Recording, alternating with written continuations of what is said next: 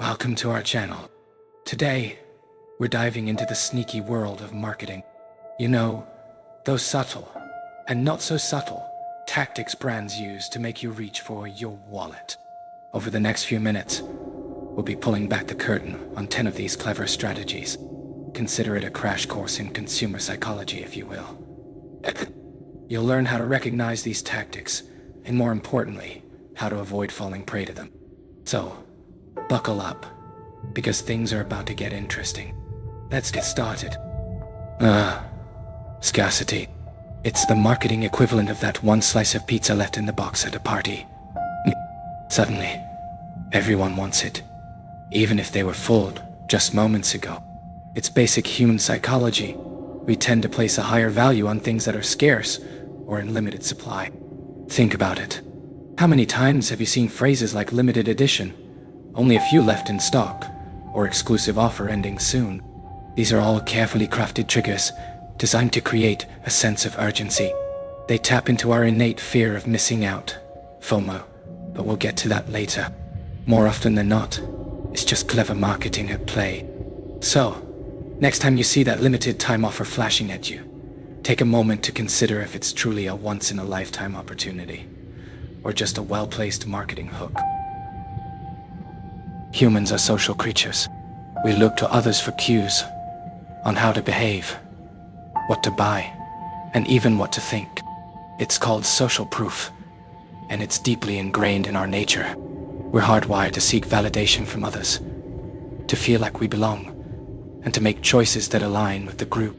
Ever noticed how product pages are filled with glowing 5-star reviews? Or how influencers on social media seem to swear by certain brands? That's social proof in action. They're counting on the fact that seeing others rave about a product will make you more likely to want it too. It's the if everyone else likes it, it must be good mentality. Don't let the herd mentality dictate your choices. Before jumping on the bandwagon, take a step back and ask yourself, does this product genuinely appeal to me? Or am I just being swayed by the opinions of others? Remember, your individuality and your choices are your own.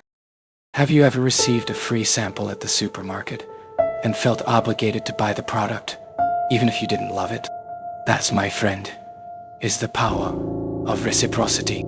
It's a social norm that dictates that when someone does something nice for us, we feel compelled to return the favor. And marketers have mastered the art of using this to their advantage. Free trials, complimentary gifts, exclusive discounts. These are all carefully calculated tactics designed to make you feel indebted to the brand. They give you something small for free, knowing that it will increase the likelihood of you spending much more in the long run. But here's the thing. You don't owe anyone anything. Accepting a free sample or a discount code doesn't obligate you to make a purchase. Remember, businesses aren't in the business of giving things away for free out of the goodness of their hearts. So, the next time you're offered something for free, enjoy it by all means. But don't feel pressured to spend your hard-earned money out of a misplaced sense of obligation. From a young age, we're taught to respect authority figures, doctors, scientists, experts in their fields. Their opinions carry weight, and we're more likely to trust their judgment, often without question. Marketers know this, and they've become quite adept at leveraging authority to sell their products. Think about those toothpaste commercials featuring dentists in white coats proclaiming the brand's superiority, or skincare ads with dermatologists touting the latest anti-aging miracle. The message is clear. Trust us. The experts recommend it. But here's the catch. Not all endorsements are created equal. Some are genuine, reflecting the expert's honest opinion. However, many are paid endorsements, where the celebrity or expert is simply compensated for their association with the brand. Do your research, read reviews from unbiased sources, and make informed decisions based on facts, not just blind faith in authority. Let's be honest, we're more likely to say yes to people we like. It's human nature. Whether it's a friend, a charismatic salesperson, or even a brand that aligns with our values, likability plays a significant role in our decision-making process. Brands understand this, and they work tirelessly to make themselves likable. They craft relatable brand stories, use humor and emotion in their advertising, and align themselves with causes we care about. Think about those brands that have cultivated a cult-like following. While there's nothing inherently wrong with liking a brand, it's important to be aware of how this influences our purchasing decisions. Liking a brand shouldn't equate to blind loyalty. We humans have a deep-seated desire to be seen as consistent in our beliefs and actions.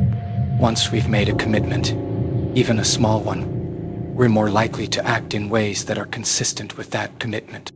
Marketers are well aware of this psychological quirk, and they use it to their advantage through a technique called the foot-in-the-door technique. It's all about getting you to agree to a small, seemingly insignificant request, which then paves the way for larger requests down the line. Think about those free trial offers that require you to enter your credit card information. You might start with the intention of canceling before the trial ends, but once you've made that initial commitment, you're more likely to continue paying for the service. Or consider those loyalty programs that reward you for repeat purchases. Remember, consistency is a powerful motivator, but it can also be used to manipulate our behavior. In the age of social media, where everyone seems to be living their best lives, it's easy to fall prey to the fear of missing out, or FOMO, as it's more commonly known. It's that nagging feeling that everyone else is experiencing something amazing, and if you don't get on board, you'll be left behind. Marketers are masters at tapping into our FOMO. They use limited time offers, flash sales, and exclusive deals to create a sense of urgency, making us feel like we have to act now, or miss out on something incredible. Think about those travel websites that bombard you with notifications about flights and hotels that are selling out fast, or those social media ads showcasing products that are almost gone. The reality is that FOMO is often based on a distorted perception of reality. Don't let FOMO dictate your spending habits. The human brain is constantly seeking reference points to make sense of the world, especially when it comes to pricing. We tend to rely heavily on the first piece of information we receive, even if it's not entirely relevant or accurate. This is known as anchoring, and it's a cognitive bias that marketers exploit to influence our perception of value. Think about those sale signs that are ubiquitous in retail stores. You see a shirt originally priced at $100 marked down to $50, and suddenly, it seems like a steal.